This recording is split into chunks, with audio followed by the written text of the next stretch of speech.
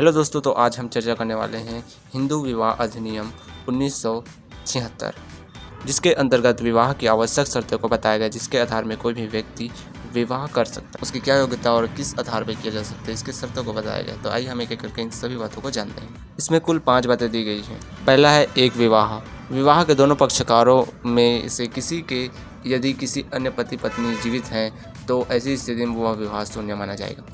अमूर्ता, जिसका अर्थ है कि विवाह के समय यदि पति या पत्नी में से कोई भी विकृत चित्त का है तो वह विवाह अपूर्ण माना जाएगा, लेकिन अगर उस समय वह स्वस्थ चित्त का है तो उस समय वह विवाह करने के लिए पूर्ण रूप से सक्षम होगा। तीसरी आवश्यक शर्तें हैं आयु। यदि स्त्री की आयु 18 वर्ष और पुरुष की आयु 21 वर्ष नहीं है तो वह विवाह अमान्य माना जाएगा।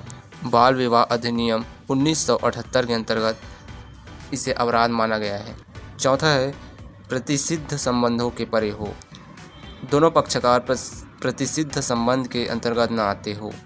इसका अर्थ यह है कि नज़दीक के संबंध आते हैं, जैसे मामा भांजी, चाचा भतीजी आदि। पांचवा है सपिंड न हो। विवाह के पक्षकार एक दूसरे के सपिंड न हो। ये तमाम शर्तें धारा 5 में दी गई हैं।